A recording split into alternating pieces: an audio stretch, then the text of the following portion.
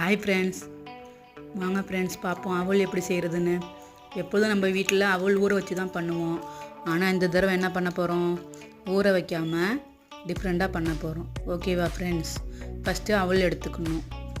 அவல் எடுத்துக்கிட்டு ஒரு பாத்திரத்தில் போட்டுக்கணும். அப்புறம் என்னென்னா நம்ம இன்றைக்கி தேங்காய் போட்டுக்கணும். அடுத்தது தேங்காய் போட்டதுக்கப்புறம் அப்புறம் சீனி. நான் இன்றைக்கி ஒயிட் சுகர் தான் போடுறேன் ஃப்ரெண்ட்ஸ். உங்கள் வீட்டில் ப்ரௌன் சுகர் இருந்தாலும் ப்ரௌன் சுகர் ஆட் பண்ணிக்கலாம். ஒயிட் சுகர் தான் நான் இன்றைக்கி போடுறேன். அப்புறம் ஏலக்காய் போடுறேன் ஃப்ரெண்ட்ஸ். அதுக்கப்புறம் என்னன்னா சோம்புத்தூள். என்னடா சோம்புத்தூள் போடுறாங்கன்னு பார்க்குறீங்களா? ஆனால் டிஃப்ரெண்ட்டாக இருக்கும் ஃப்ரெண்ட்ஸ். சோம்புத்தூள் போடுங்க, அது ஒரு மாதிரி ஸ்மெல் நல்லாயிருக்கும்.